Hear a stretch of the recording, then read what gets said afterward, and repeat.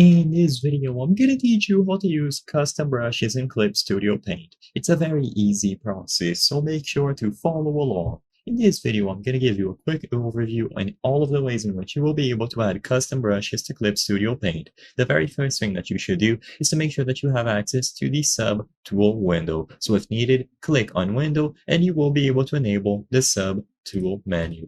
So enable it from here, and once you have access to this subtool menu, you will be able to import custom brushes or make your own. You can click on any of these, and usually there will be a bunch of options. You can duplicate them to make your own, but if you want to browse through other people's brushes, you will either be able to find them on assets. So if you click the option to add subtool, you can click on this button here, search Clip Studio for materials on assets, and this will actually allow you to browse through the Clip Studio store assets, and you can just get any of them from here. A lot of these are going to be free, so when you click on any brush that you see here, you will have a preview, you can see how it looks, and you just have to choose the option to download.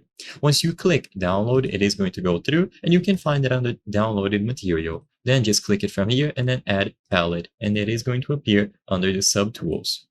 Alternatively, if you want to import it as a file that you downloaded, click on these little tiny lines here. So on the left side of Subtool, click here, and then you will find the option to import Subtool. You can export your own as well. So when you click on Import Subtool, you can browse through all of the files on your computer to find whichever brush you want to use.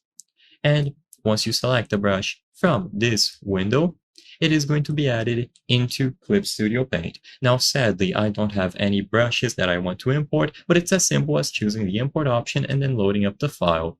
And the brushes will appear here. You can change the position, you can bring them to the top, to the bottom, you can right click to see other options, locking, reset to default, create custom subtool, and you have a lot of customization to do.